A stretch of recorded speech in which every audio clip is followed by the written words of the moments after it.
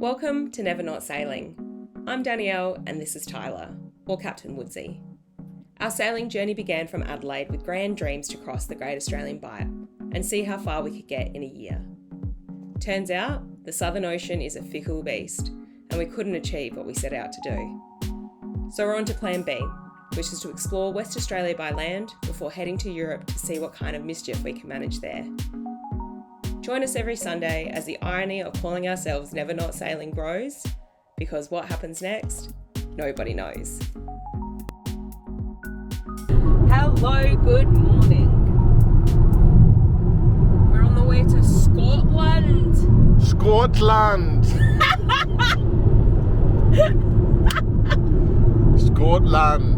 Scotland. We're going to Edinburgh. To the Monarch of the Glen. To the Monarch of the Glen, you reckon? Yeah. We're going to Scotland. We're hitting Edinburgh first for 3 days. And then we're going to Aberdeen. And from the documentary my mum made me watch, I'm swimming, we're going to Aberdeen, and then we're going to go to the Isle of Skye, then to Lagavulin on the island of Islay. And then we'll get the ferry over to Ireland. So our road trip has well and truly begun, the proper road trip. We've been with our family for like 2.5 weeks. Yeah. Skipping around the place, which has been lovely. But we're going to Edinburgh and it's gonna be a great day, Greta.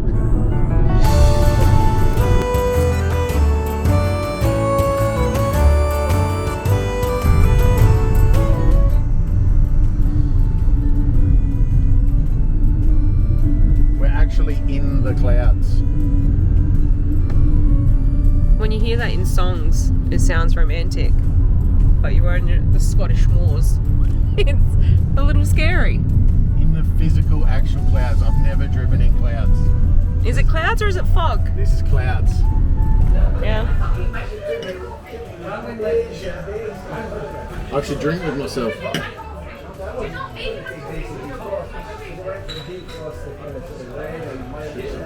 Because that's what we need, twice as much of the city. Hello, good morning. Nothing better than catching a tourist spot in the middle of construction time. It's all cool, it is what it is. But again, we have me without Danielle. She likes sending me off by myself. This is a Doctor Who museum all over again. She just doesn't like to be around me, I guess. So it's just going to be me today for a lot of the day. You're welcome. We're heading off to Edinburgh Castle and then we'll see some of the sights.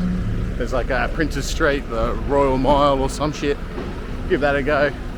Edinburgh seems pretty cool at these early stages. Known for a couple of things. Haggis, castles, bit of biff, a lot of biff, and these bad boys.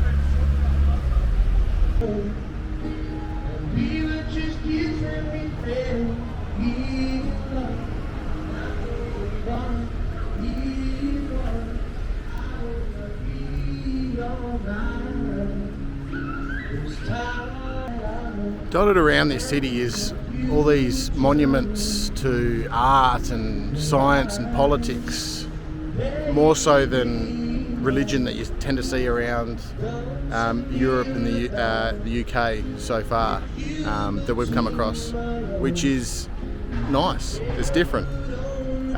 It's more speaking to a modern society, and it makes you feel that Edinburgh is kind of a city before its time, really. And far in advance to what else was going on around the world at the time. Beautiful, beautiful spot.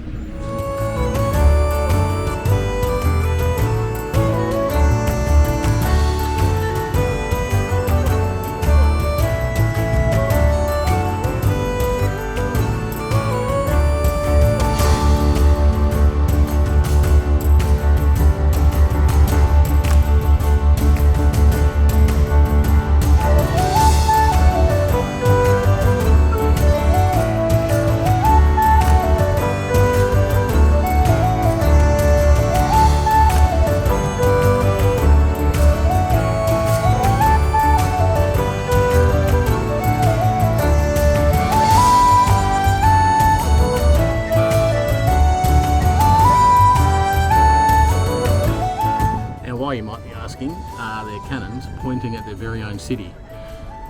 Now, Edinburgh Castle is a castle steeped in military history, fighting and turmoil, flipping back and forth between reigns. Now, when James VI took over from his mum, Mary Queen of Scots, because she had to give it up because, you know, olden days were sexist, right? So he was 1 year old. They thought, he's a dude, he'll be better than Mary Queen of Scots. He's going to take the throne. When he took the throne, and then he got deposed or something later on in the journey. Anyway, there's this group of people called Jacobites. Essentially, Jacobus is the Latin word for James. And these Jacobites were wanting to retake the castle in the name of James VI, or James I at this point, because he'd pissed off to England to take over that throne. Anyway, the castle had all these cannons set up, pointed them at the city to fend off any attacks that may have come from within the city of Edinburgh. So, pretty cruel times. But cruising through Edinburgh Castle, it is absolutely clear beyond a doubt that Scotland, or at least Edinburgh, is founded on fighting and violence. So when I'm at the pub, I'm going to keep these lips shut. Some fact checking may be required in previous stories, mostly because the James that got deposed and the Jacobites that supported James was a century after Mary Queen of Scots. Maybe a couple of Jameses too early on my story. Correction number dos. So the Jacobites weren't attacking the castle, they were defending it in defence of James II, or James VII, depending on which country you come from. Now, that's all good and well. It all really comes down to which side of the Bible you read, really, whether you're a Protestant or a Catholic. Makes no sense to me. It's all one Bible, one religion in my mind. But then I'm an atheist. Now, these corrections come to you because Tyler Sims, Captain Woodsy, to the sailors out there, is not a historian, not a history buff, and is not the best speed reader kicking around. So I took in facts slapdash across his tour, directed by myself. This is why we need Danielle, the history teacher, whenever we do these things. We will endeavour to get her here next time. Edinburgh Castle, 4 stars. Do it.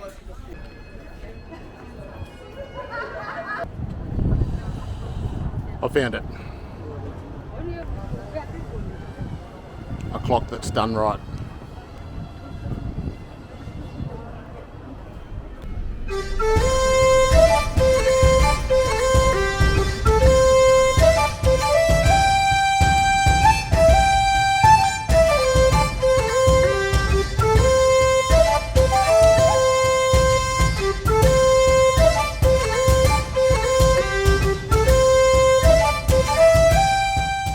He'd buy that if I'd let him.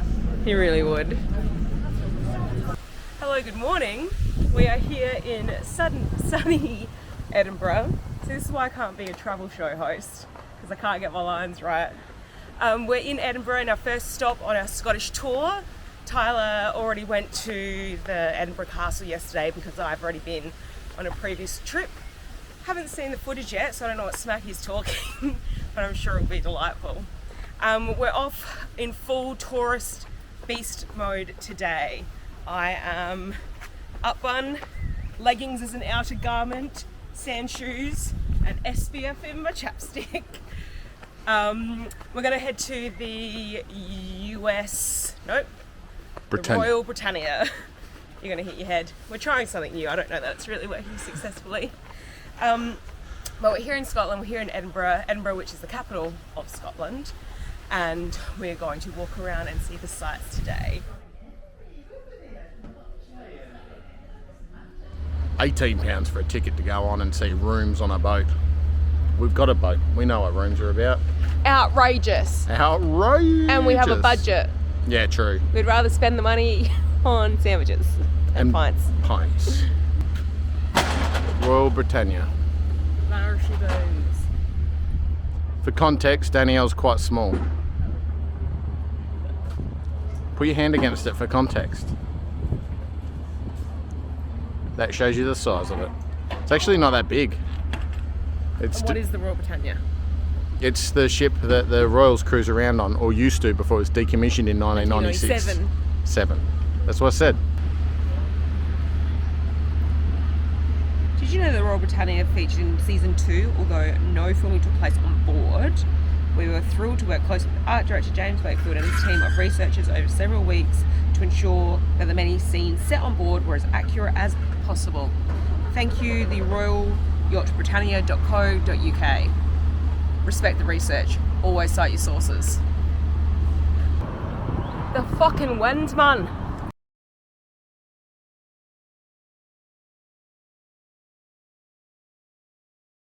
Where are we, pal? We're climbing Angus's couch. Try again. Alfred's poof. Albert's chair. Andrew's rocking seat. Andrew's ottoman. We're climbing Arthur's seat. So this used to be a volcano, so I'm told.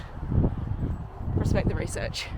And now it's dormant, like my emotional feelings towards Tyler. Ready to explode at any minute. That's not. Yeah, okay. I don't know enough about geology to pull you up on that. Geography. Geology. Used to be a volcano, isn't. Now it's a big grassy knoll, and we're climbing it. That's all I got.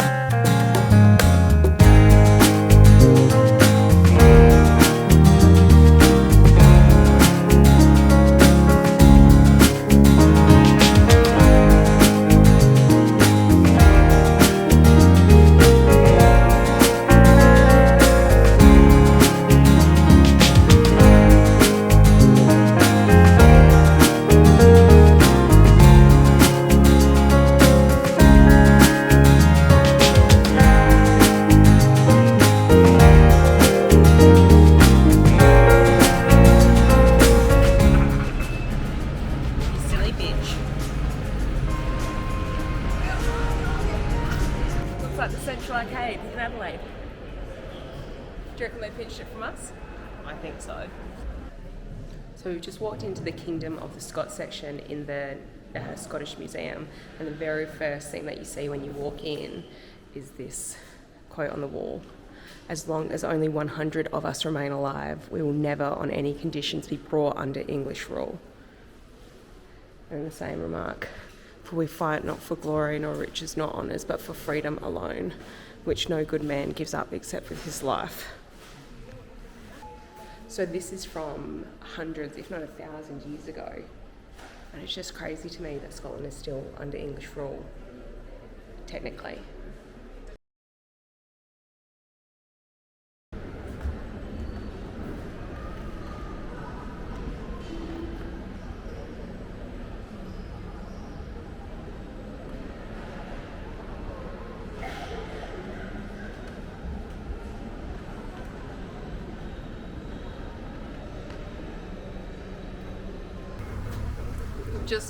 You saw us walk into the museum 45 minutes ago, an hour ago, because it's closing time, so I only had a little bit of time. And it was sunny, windy, but sunny. We were climbing up Arthur's bloody seat all day. And we come out, it's grey. Unless you can see the actual rain, there's no context, because none of these Scottish pricks give a shit. And it's so beautiful and light in there, and then we've come out and it's raining. Scottish summer, hey? I can't do it. Perhaps the greatest thing Edinburgh is known for is being the setting for the movie Trainspotting. But Trainspotting's not a place to visit. Trainspotting's a state of mind. Choose life. Choose a job. Choose a career. Choose a family. Choose a fucking big television. Choose washing machines, cars, compact disc players, and electrical tin openers. Choose good health, low cholesterol and dental insurance. Choose fixed interest mortgage repayments. Choose a starter home. Choose your friends. Choose leisure wear and matching luggage. Choose a 3-piece suit on hire purchase in a range of fucking fabrics. Choose DIY and wondering who you are on a Sunday morning. Choose sitting on that couch watching mind-numbing, spirit-crushing game shows, stuffing fucking junk food in your mouth. Choose rotting away at the end of it all, pishing you last in a miserable home. Nothing more than an embarrassment to the selfish, fucked up brats you have spawned to replace yourself. Choose your future. Choose life. But why would I want to do a thing like that? We choose not to choose life. We choose something else. And the reason? There are no reasons. Who needs a reason? When you've got never not sailing. Catch us next week as our journey through the Scottish Isles continues and we have the best time during a Scottish summer.